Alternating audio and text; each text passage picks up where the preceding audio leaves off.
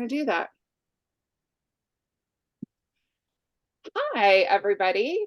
So, welcome to a conversation to kind of kick off Rockstar and Declare It Day, Dare to.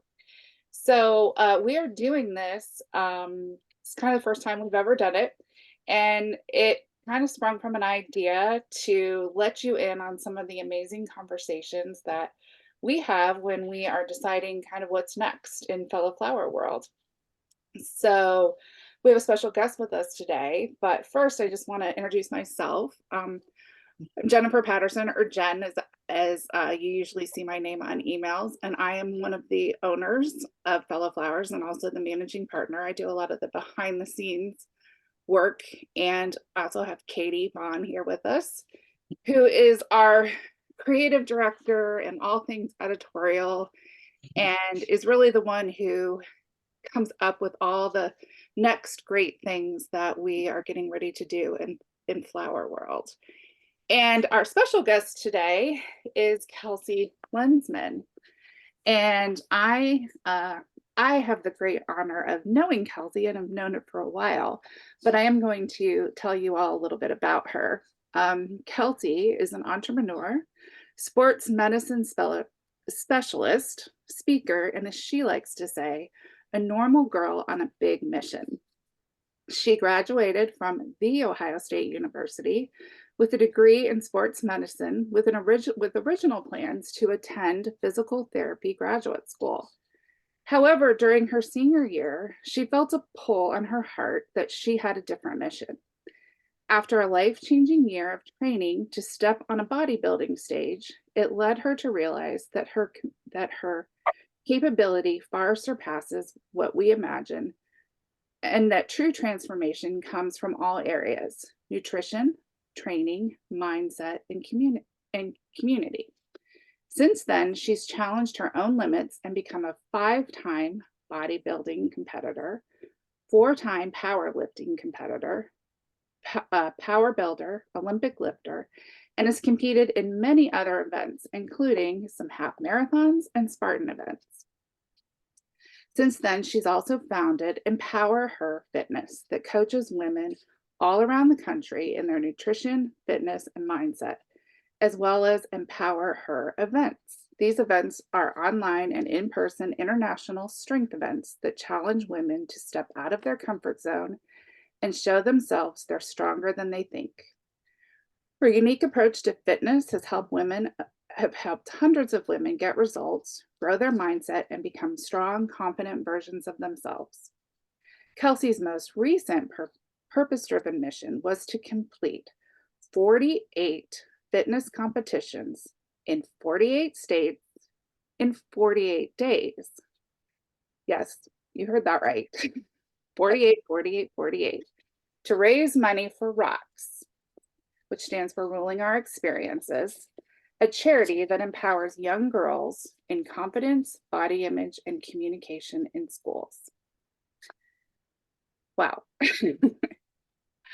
She's also been my trainer for just coming up on 2 years. So I have had the pleasure of working with Kelsey just like this through a screen. I've only actually met her in person one time when I had the pleasure of attending one of the Mission 48 events and seeing her in action.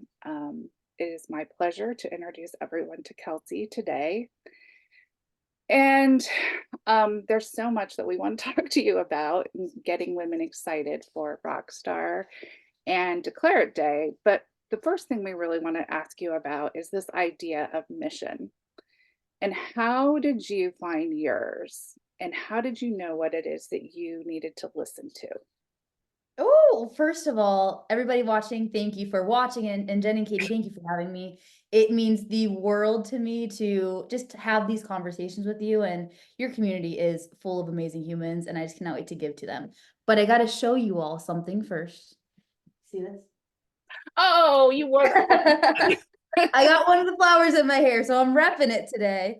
But it's funny, whenever anybody says something about my bio, I'm like, is that really me? Like, is it really who I am? Because and this ties into your question with mission. I never thought I'd be the human that I am today. Not even just with the list of what you share, Jennifer, but to be the person to talk to somebody about stepping out of their comfort zone, to talk to somebody about being on a greater mission.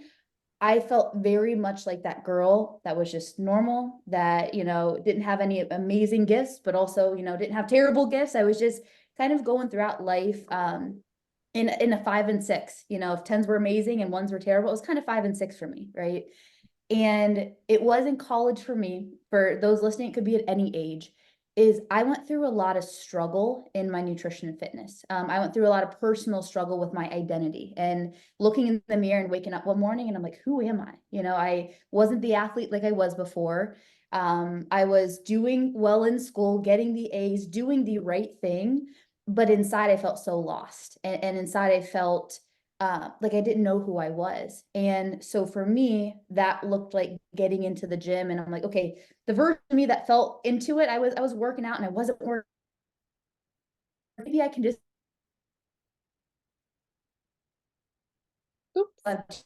another led to another is I realized that my capability is so far beyond what I thought I was capable of doing. And it's like, if I can do it, anybody can do it. And so that's where my mission came in, is first as a struggle of mine to now be the mission of, hey, if this girl can do it, no matter what age, no matter what area that you're in, you're capable of it too. And that's, for me, that's my mission that I'm on. So hopefully that answers your question, but it actually doesn't come from a great place. It actually comes from a hard place for me.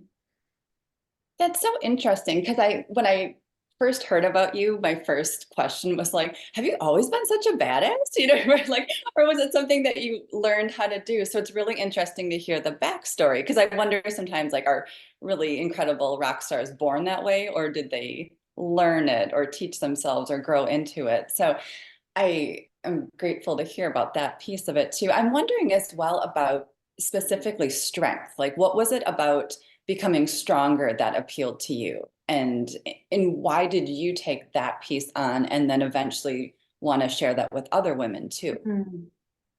Should I be really honest with this answer? Okay. Yes. I'll be very transparent, and I usually don't share this stuff. I'm a very transparent human, but this also comes from a hard place. So strength, I was an athlete in high school, and I was a little bit in the weight room. I was afraid of more than 20 pounds. I thought I was going to be a big man if I, lifted more than 20 pounds. But I remember then going into early college, and I was in a very hard relationship. And when I say hard relationship, not necessarily physically abusive, but mentally, emotionally, a really hard place. And I remember when we were splitting up and he actually left the college, there were times where like he would hold my arm so I couldn't get away. Not that it was physically abusive, but it was, I wasn't strong to break through with that. Like he was obviously guys are a lot stronger than women, but not only did I feel emotionally and mentally weak, I felt really physically weak. And so for me, and I also very weak in my confidence and weak just as a human, and not saying that certain weaknesses are weak by any means, but I just didn't feel like myself too. And so I remember when he left, I'm like, Kelsey, you are never feeling this like this again. Like, not only just from a physical strength standpoint, but I'm like, you're getting you good from a mental standpoint, from a physical, from an emotional. That kind of rock bottom for me. Like, this is your time to get yourself on a better trajectory. And so that strength for me is really important, from not only just a physical standpoint, but that was the doorway for me of, wow, I thought I could only do 15 pounds and I just did 25 pounds in there. Wait, I didn't think that I could do it. Okay, well, what else am I settling for in my life that I didn't think that I could do? And for me, that physical strength then translated to, wow, I'm so much more capable than what I thought. And the reason why we do our events, and not that I'm going to pull this in, but I'm going to pull this in a little bit, is I see women step on the platform. They are scared out of their brains. They're like, I am not, lifting in front of these people. They think they cannot do it. They do it. And they're like, oh my gosh, I never imagined I could not only just lift this weight, but do it in this environment. And you just see beliefs break left and right.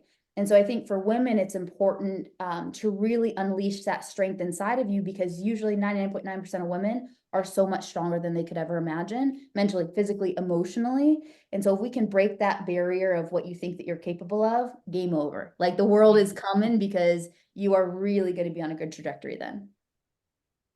Well, and I will say, like, I would encourage you to actually say something about your Empower Her events. And while I have not participated in them, I have watched I've watched videos of them bawling, because these aren't women who are powerlifting as a like a like in the bikinis to show off, and you have done that, and I have seen the pictures, and they are gorgeous and beautiful.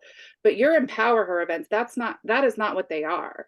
These are moms and and retired people and everyday women who are listening to this right now, who have decided to see what they are capable of, and who step on a platform, and they are empowering, they are encouraging. Like, I've never seen like this, like women who are just like cheering each other on crazy Yeah.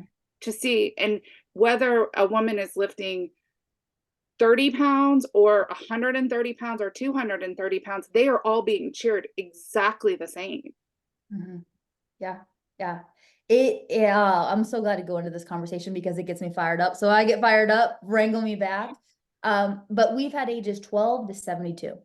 And like you said, it's not women that you come in and they've been lifting for years and they're gonna hit a 500-pound PR. We have some of those, but it's for the women that would have never thought that she would ever be stepping on a platform, for the women that I come and you see a lot of the fitness world of just shrink yourself, shrink yourself, shrink yourself, right? Get smaller, get smaller, get smaller. And I am all for still physique, aesthetic goals. I'm not anti that. I don't think it's a bad thing, but the fitness and health industry a lot of times is, well, take this, lose 20 pounds, do this, it's always about shrinking yourself. And as a woman, making yourself small, right? And so for me, I know when I stepped in the weight room, I wanted to make myself as small as I could so I didn't stick out because I felt uncomfortable, right? And so I remember, I'll share a story about how this whole started. Is they had a few women in the weight room here in Columbus area. And there was one specific woman that never one thought she'd be in a weight room, never two thought she'd be lifting a barbell, and three going for a max out rep on bench. So it's basically when you push it or pull it down to your chest and like push it up as you're laying there. And I remember she looked back at me and I had a specific amount of weight on the bar. And she looked with these eyes of terror, like, I can't believe you actually put this weight on the bar. And I said, you got it. Like, trust yourself, believe yourself. You are strong enough for this. And thank God I had a good enough relationship where she actually trusted me that she could do it a little bit. And I remember I was unracking her. Okay, she is holding that weight up. All of a sudden, she slowly lowered that weight to her chest. Then, boom, she pushed that weight up like it was 2 pounds. And the moment she pulled herself off the bench, this smile, this excitement, this elation of, I never thought I could do that. And I said, right then, right there, we need to create an environment for these women to show themselves what they're capable of. Not only that, we had there's probably 4 or 5 other girls there. The whole gym was popping. Like everybody, all of our women were just cheering each other on.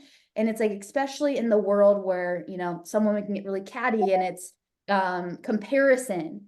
When you realize that women are for women, and especially in an environment where everybody's stepping out of their comfort zone, getting vulnerable, whether it's 2 pounds, whether it's 200 pounds, we needed that in the world. And so I'm like, okay, like, let's just put it out there. I had no idea if 2 people are going to sign up or 50. And it's grown in a way because the values are women are for women. And 2, you step out of your comfort zone to see what you're capable of. And I tell every woman that goes through our events, we're all out for each other. Step out of your comfort zone and don't let that little voice win that tries to talk you out of it or tries to tell you that you're not good enough. And that's where the emotion a lot of times come from, because they overcome that voice, which is so important. I get excited. Sorry. I get so pumped. No, it's beautiful hearing you talk about that, which kind of leads me to thinking about our Declare It Day theme this year. And I remember when Katie first presented me, and I think actually the first time that she showed it to me, which is Dare To, and it comes from a piece that my business partner and the founder of Fellow Flowers wrote, which is called Dare To. And the very first, and I know I've read it to you, but the very first time I read it, you were actually out on Mission 48. And when I read it, and and that was back in the fall, and we do work pretty far ahead. And I read it, and I just thought of you, which was why I said, oh my gosh, to we have to talk to Kelsey.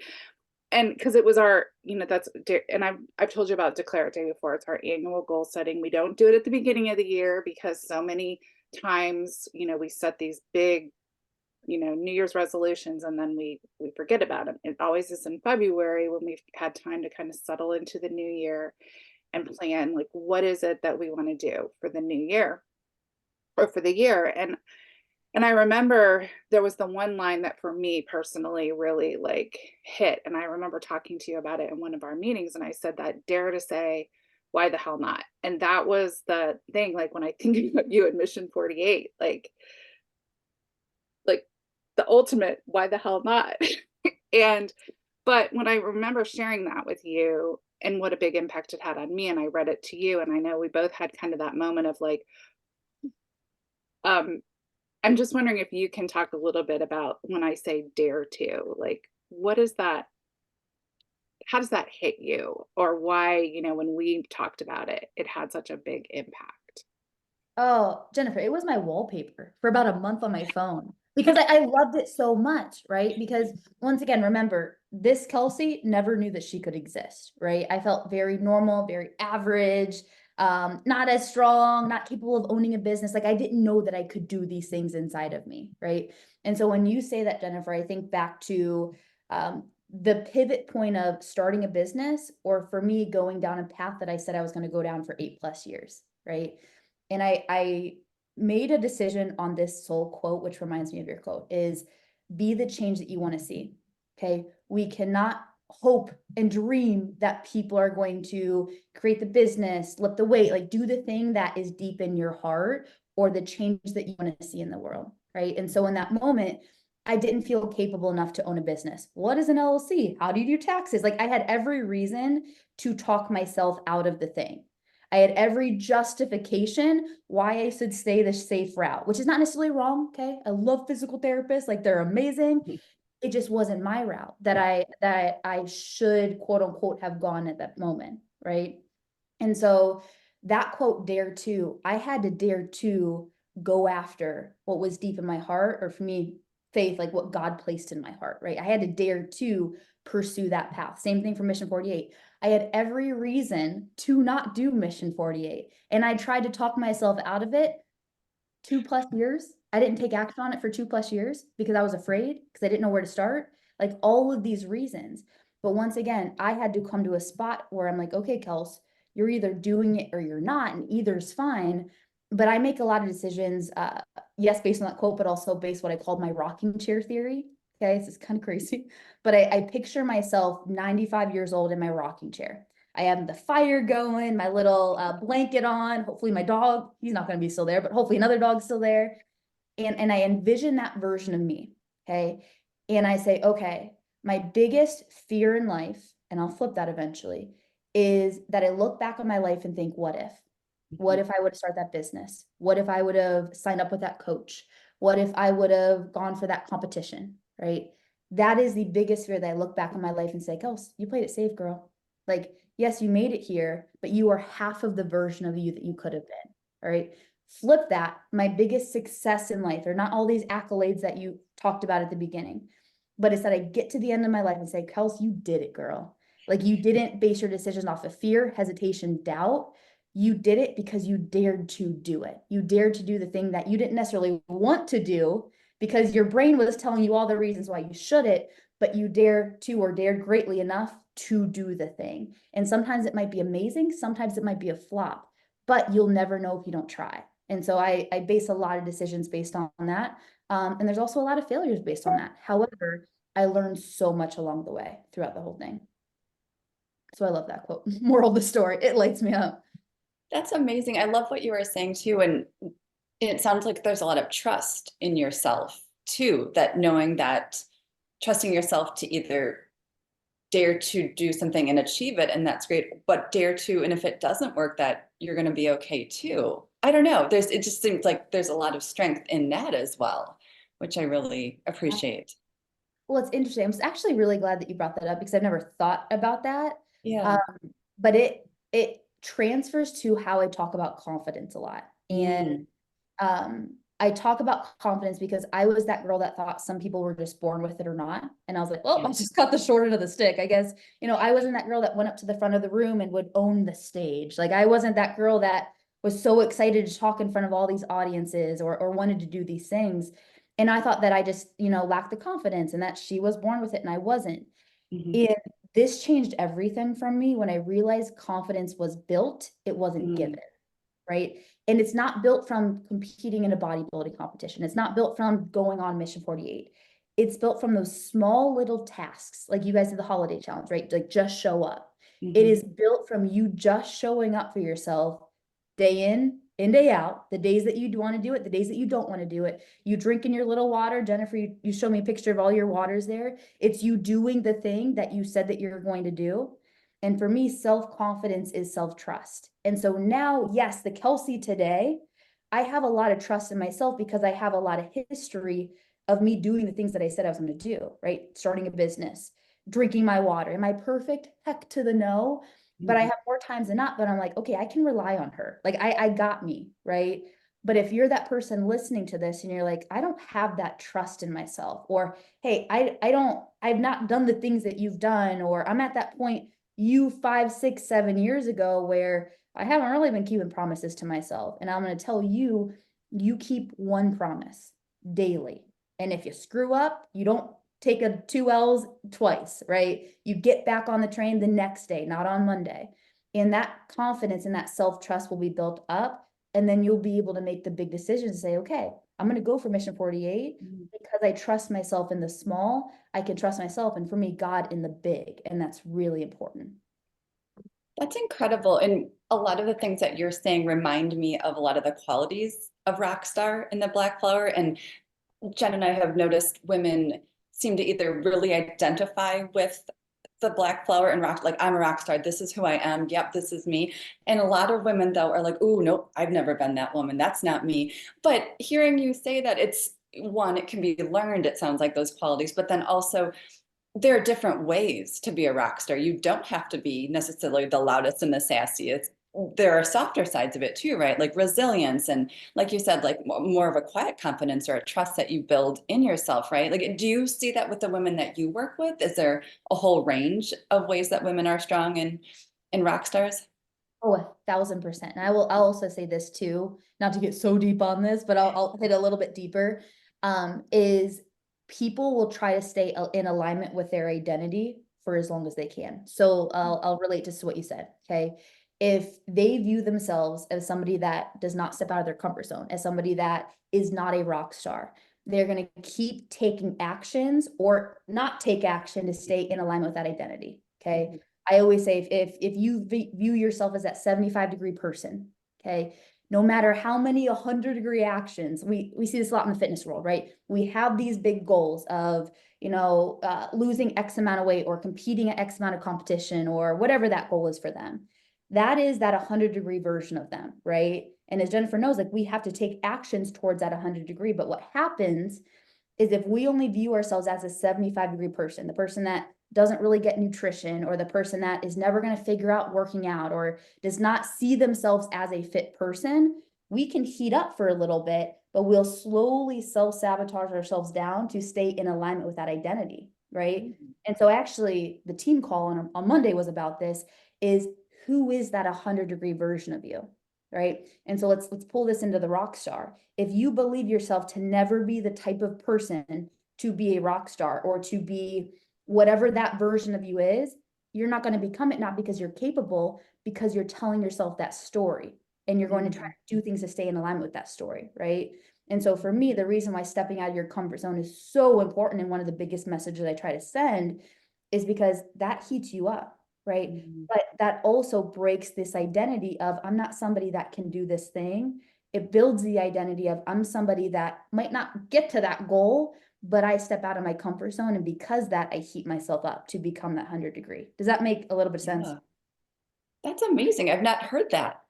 Oh, it's But so that's good. so good. Yeah, and same thing on the ladder, right? And this might hit with your individuals is, let's say you normally work out 3 times a week, right? And that's your normal. Okay, let's set 75 degrees. If you stop working out for a month, 2 months, you're also going to heat up to raise your temperature to be that 75 degrees. So it's like, oh man, like I'm not working out. That's not who I am. No, I'm the right person that does work out 3 times a week. The heaters will come on and pull you up, right? Same thing, the AC will come on to pull you down. The Right. heaters are going to be on to pull you up. So the name of the game is, what do I do with that, Kels? Like, how do I change it? And that is to take actions and to really get clear of who that 100-degree version of yourself is, and to take action according to her, not according to what you want to do day in and day out. And soon enough, you become that 100-degree, but we have to take actions as her, not the actions as the version that we see ourselves today, if that makes sense. Yes. Ooh. And I don't know, listening to you talk, I'm wondering too if that 100-degree doesn't change over time. Like as you change and evolve and learn more about yourself, like you get comfortable and then you need someone, something to push you to what does the next 100-degree look like? And I think, we've had conversations about that, about like, why does something suddenly that was hard for a while become pretty rote and easy again? And then it's like, oh, because the bar moved and the 100 degrees moved. And I think about that even like in terms of like Mission 48 might have been the ultimate like push somebody out of their comfort zone and move that bar and move the move the 100-degree self to a whole new level. And I'm wondering if you could just tell us a little bit about Mission 48 and the experience and like why you chose to do it, because that was, I mean, that's something. And it was super exciting to watch it happen. And just a little side note, we did send flowers to all 48 states, which was obviously a great marriage between our two companies. But I do really want women to hear about Mission 48 and what you did and just what that whole experience was, because I think that's an ultimate like pushing the 100-degree Kelsey. It's scary. People think I'm either crazy or amazing. There's two ends of the spectrum. So I'll give a preface of what it is, then I'll kind of go to the backstory of it. So I did 48 different fitness competitions. It was everything ranging from a half marathon to a powerlifting meet to a CrossFit event, all the different facets of fitness in 48 states. And the kicker was in 48 days, which we did complete it. But the biggest reason was not to just have me, trot around the country and see me doing an event, but it was to really inspire and encourage a lot of women and young girls to step out of their comfort zone, to push their limits, and to build true self-confidence. Because what we said is self-confidence is built, it's not just given, right? And when you really build that self-confidence, game over. And then we also partner with a charity called Rocks. It's actually local to Columbus, Ohio, but they have programs all around the country, and they do 20-week programs in schools for young girls to talk about things like confidence and body image and things that I wish that I was communicated with earlier on, or I just didn't know. We didn't really talk about any of those things, right? And so that was our big goal with it. But Jennifer and Katie, like we talked about, I sat on that idea for 2 years. Like I had that idea 2021 because I watched a documentary of, his name's Iron Cowboy, and he did 50 Ironmans in 50 states, 50 days, which is even crazier, I will tell you this.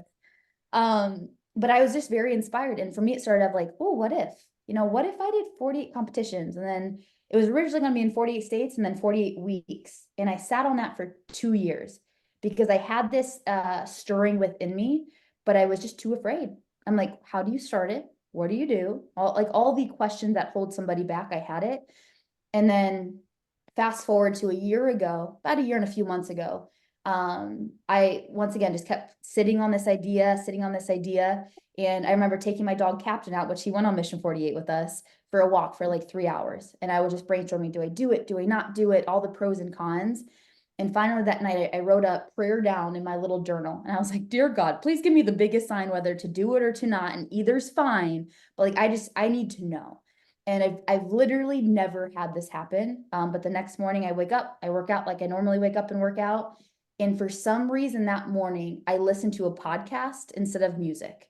And in that podcast, it was an individual interviewing this guy named Colin O'Brady. And he did all these crazy missions. And it was so similar to what I wanted to do with Mission 48. And I was like, oh, weird, first of all. And then he said this line, and it was game over for me. He said, so many people live in the 5 and 6s. Life is good, but not really great, but also not terrible, right? We just kind of rinse and repeat. We wake up, we go to work, we do the thing, like rinse and repeat 5 and 6s over and over. And he said, because so many people want the 9 and 10, but they're too afraid because what if it becomes a 1? And I was like, oh, like it hit me deep in my heart, because I'm like, my 9 and 10 is Mission 48. I'm afraid it's going to be a 1, which is why I haven't done it. And so literally that next day, I brain dumped a list of probably 100 things that I need to do for it, because there's no playbook for putting together a national campaign. And I just took action on one thing. I gave myself 2 hours on Wednesday, because I'm like, you also can't take away from your business too much. And then that started my momentum with it. And then I just figured it out from there. And I had amazing people, hence fellow flowers, to come into my life to say, hey, I believe in you, because it's not cheap. I will tell you that. And some things went the way that I wanted it to go, and some things were not. Some things were a flop for it. And it was such a learning journey. And now I'm writing a book about it. Now we got a documentary coming out. And so it's like Mission 48 wasn't done on October 18th. It was literally just beginning, because this next year, like that's when it's going to get really good to get this message out there. Oh my gosh, you have to let us know when all those things come out so we can tell everyone too. Oh, I mean, your I think guys' everyone logo is listening gonna is be on watching. all the things. You'll be in the book, you'll be Yeah. in the documentary. Y'all are coming with me, whether or not you like it. Oh, we're here for it. Well, I mean, and not to make it be one thing, but I mean, like, what were some of the things that surprised you most about that experience? Or what, how did it change you in the biggest way? Or what did it teach you? It probably taught you so many things, but what's kind of sitting with you today? Oh Lord, I could write a whole book just about that. And you are. You're right. I am. You are not wrong. I am. One of the first things, as you said, that came to my mind is it was such a pattern interrupt in my life. It was, I was not in my normal day in and day out. Okay. And I was in that pattern for so long that because it was such a pattern interrupt, I got so clear on who do I want to become after Mission 48? Ooh, What do I want after Mission 48? What do I not want after Mission 48? And yes. because I had that pattern interrupt for me, and for many people, I challenge you to, you don't need to do Mission 48 to take a moment to pause about your life and say, hey, is this the direction I want to go? Take a moment to pause. Don't spend a lot of money to have to do that, but take a moment to pause and say, okay, what do I want? What do I not want in my life? And so that was a big aspect that I took away that I didn't even think I was going to take away. But then there's two others. One other is it was so freaking hard. And I don't say that to say, oh my gosh, it was so hard and it was so terrible. But the preparation from it, I did not think it was going to be easy. It was so much harder than what I thought, but it was so much more rewarding than I ever thought. And so I tell everybody of Mission 48 didn't just poof on September 1st. I spent like a year and a half working on it day in and day out. And just like I tell all of our coaching clients, we don't focus on the goal, we focus on the process. Okay. If I was just focused on this big Mission 48, this big RV, wrapping it, I don't think I would have ever done it because it was so overwhelming to me. Like, how do you put that together? I have no idea. I had to focus on the process of it day in. Hey, call these 5 gyms in South Dakota to see if they can host you, right? And I had to allow those little processes to compound to get to the big goal of what Mission 48 is, right? And so for those listening to it, takeaway could be is, yes, set a goal, focus on the process. The goal is not happening if you do not do the process today. And so that was such a confirmation, but also an eye opener of, oh, wow, it's very hard. But number 2, focus on the process to allow that to compound. And then third, I can't remember what I was going to say, but those are my two big takeaways from it. Oh, I remember real quick. Hold on. I remember. Let me pull this one in. I thought some states were wild. We had a couple hundred people. It was popping. Okay. Some states were not as wild. There was a few. But what my biggest epiphany was, especially from a social media world, is the impact that you have isn't necessarily these massive events with all the people and all the stuff, the social media sound bites and the video clips. Some of the biggest impact that I realized that I had are those one-to-one conversations that I had with that 12-year-old girl. That I walked up to that gym and I'm like, oh man, it's not as popping as I wanted it to be. That could have changed her life, right? So it's truly not just seeing these big aha win moments of this big social media picture with all these people. The true win is those little conversations that you really don't think impact, but could change somebody's life. And we all have those in our day to day. How you speak to your coworker, right? What you say to your husband or significant other. It's like those little moments that nobody sees on social media. That's actually what can be incredibly impactful. And that was such a big takeaway from Mission 48 for me. Amazing. Would you do it again? Oh, I had so many people ask me that. Oh my Lord. Well, it's funny. When I was on it, people are like, oh yeah, when next year when you do it. And I'm like, are y'all crazy? Like, do you understand how the minute prep this took me? I would do it again, but I would do it very differently. I would do some things double. I would not do certain things of it. I would do a spin-off of it, and not to like plant a seed, but I will do a spin-off of it in the future. I wouldn't do the same exact aspect, but I would do something similar of it. But now, once again, going through the process, I know what I would do differently. And so even if nothing is a massive win in every area, it's not going to be. You learn along the process, and when you can bring that process to the next time I potentially do some spin-off of it. Oh, so good. Well, you shared a few of the things that are coming up for you this year, but is there any way that you plan on finishing that statement, dare to ... for the new year? Is there any big goal that you have or dream for this year ahead? Oh man. Just to Well, put you on the spot. oh, I'm all for it. The first thing that what you said, and this isn't more to the audience than to me, is dare to freaking go for it. Is what I have to say to your crew. Okay, dare to freaking go for it. Whether that be a goal that you have fitness wise, whether that be a book that you want to write, whether that be a group that you want to join, like dare to just freaking go for it. Then you'll be amazed at that version of you on the other side.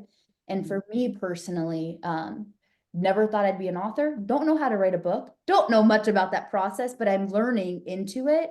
And so it's like dare to one, be an author, but be all that I can be, right? I'm not just Kelsey that did Mission 48. Yes, I did it. I am so much more than that. And so for me, it's like getting that mission out there. I'm speaking on a lot of stages this year that I'm like, oh, I got the butterflies of, man, you never did this before, but I know that's me guiding me in the right direction of, Kels, you're out of your comfort zone, girl. You're going to grow.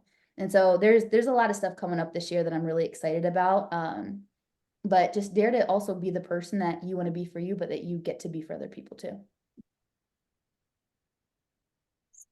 So I know that you are taking a little break from social media right now, but that's just a little thing you're doing to start the year. So I do know that you have really robust social media accounts and things like that where women can get a little bit more of Kelsey. So I'm wondering if you wouldn't mind sharing those. And we'll also put some links when we share this video. But women who are like, I want to know right now, do you mind sharing how women can find you? Oh, I appreciate that. And I know I'm taking a break now, but we're coming back like tenfold. It's going to be so much better. I know there's a reason behind your break, but I do. Yeah. I want women to be able to find you. I So appreciate that. So it's pretty easy at Kelsey Lensman on literally everything. If you Google my name, I pop up. It's just KELSEYLENSMAN, which I imagine will be potentially in the caption too, or wherever they put that. But Google me, I pop up. Instagram, YouTube. We're doing a lot on YouTube this year too to hopefully help get the message out. that's great. Is there any final final words of wisdom that you would like to share with women as they go into their year of Dare to? I mean, I feel like we've covered a lot and you've given us some great nuggets, and I do really appreciate you doing this because I know there were some things I didn't ask you, even though I wanted to, because I wanted to wait for this. So Hey, I'm down for it. No, I appreciate that. And I love the work that you guys are doing. That is what I can say initially is the work that you two are doing. And Fellow Flowers, if you're a part of it, stay in good community. I cannot say that enough, is get around people that are one daring to, so important, but stay around people that want to see you do well and that challenge you to do well. And that is exactly what you all are doing. And so honestly, that's the message that I want to end in is you are here for a reason listening to this. You are in Fellow Flowers for a reason being in this. Stay. Not because we need you forever and ever and ever, but because when you dare to, the people that you are around, not only just physically, but virtually, will help fan a flame to your fire or dampen it to put it out. And in times that I dared to, I felt pretty alone and I didn't need to. And there's groups and people like you all that can really help people to dare to. So say it out loud, take action, baby, and get around people that'll help you. I think that's a great note to end on. Thank you so much for doing this. Really appreciate it. And we will make sure that we have links so people can find you. So thank you very much. And I'm gonna stop our recording. Oh, thank you.